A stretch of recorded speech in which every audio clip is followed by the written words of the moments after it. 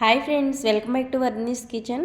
ఈరోజు మనం ఫ్రాన్స్ నిల్వ పచ్చడిని ఎలా చేసుకోవాలో చూద్దామండి. ఎంతో టేస్టీగా ఉండే ఈ ఫ్రాన్స్ నిల్వ పచ్చడిని ఈజీ పద్ధతిలో తక్కువ టైంలో ఎలా చేసుకోవాలో చూద్దాము. దానికోసం ఒక కళాయిని తీసుకొని 3 లవంగాలు, 1 యాలుక, అలాగే 2 టేబుల్ స్పూన్ల వరకు ధనియాలు, 1 ఇంచు చెక్క, అలాగే హాఫ్ టేబుల్ స్పూన్ వరకు మెంతులని యాడ్ చేసుకొని నెక్స్ట్ హాఫ్ టేబుల్ స్పూన్ వరకు ఆవాలని యాడ్ చేసుకోవాలి.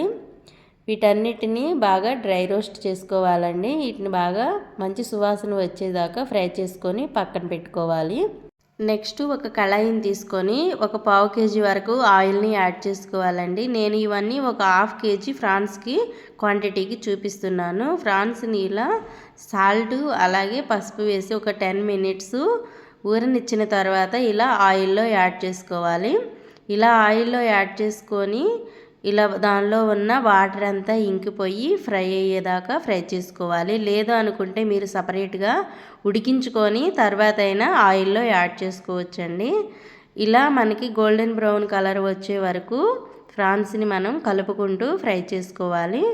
ఇలా కలుపుకుంటూ ఫ్రై చేసుకున్న తర్వాత దీనిలోకి ఈ క్వాంటిటీకి సరిపడినట్టుగా ఒక 60 గ్రామ్స్ వరకు అల్లం వెల్లుల్లి పేస్ట్ని యాడ్ చేసుకోవాలి.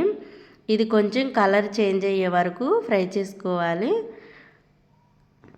దీనిలోనే మీరు ఎండుమిర్చి అలాగే ఆవాలు, జీలకర్రనైనా యాడ్ చేసుకోవచ్చు. ఈ అల్లం వెల్లుల్లి పేస్ట్తో పాటు అవి కూడా ఫ్రై అవుతాయండి.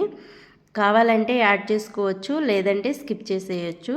సో ఫ్రాన్స్కి అంత బాగుండదని చెప్పేసి నేను తాలింపునైతే యాడ్ చేయలేదు. నెక్స్ట్ ఇలా చిల్లీ ఫ్లేక్స్ని యాడ్ చేస్తున్నానండి.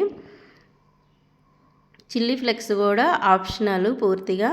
ఇలా చిల్లీ ఫ్లేక్స్ని కూడా యాడ్ చేసుకొని కొంచెం మనకి అల్లం వెల్లుల్లి పేస్ట్ అనేది కలర్ చేంజ్ అయిన తర్వాత స్టవ్ ఆఫ్ చేసుకొని రుచికి సరిపడా salt, so 1/2 kgకి 3 table spoon salt సరిపోతుందండి. నెక్స్ట్ మనం పౌడర్ చేసి పెట్టుకున్న మసాలా పౌడర్ని 2 టేబుల్ స్పూన్ వరకు యాడ్ చేసుకోవాలి. అలాగే నెక్స్ట్ 1/2 కప్ వరకు కారంని యాడ్ చేసుకోవాలి. కారం స్పైసీని తగ్గట్టుగా కారంని యాడ్ చేసుకోవాలండి. 1/2 కప్ నుండి 3/4 కప్ వరకు కారం అనేది సరిపోతుంది. సో ఇలా అన్నిటినీ బాగా మిక్స్ చేసుకొని ఒక 2-3-4 అవర్స్ తర్వాత అయినా మనం టేస్ట్ చెక్ చేసుకొని సాల్ట్ అలాగే కారంని అడ్జస్ట్ చేసుకోవచ్చు. సాల్ట్ అయితే ముందు కొంచెం యాడ్ చేసుకోండి, మళ్ళీ సాల్ట్ ఎక్కువైతే మనకి పికిల్ అంతా పాడైపోతుంది. కాబట్టి ఒక 2-3-4 అవర్స్ తర్వాత మీరు చెక్ చేసుకొని మళ్ళీ సాల్ట్ని యాడ్ చేసుకొని ఒక 2 డేస్ వరకు దీన్ని ఊరనివ్వాలండి. 2 డేస్ వరకు మనం ఉండలేం కదా ఈ పికిల్ని చూస్తుంటే. సో వెంటనే మనం టేస్ట్ చూస్తాము. సో అప్పుడు మీకు టేస్ట్ అర్థమవుతుంది కాబట్టి సాల్ట్ కారంని యాడ్ చేసుకోవచ్చు.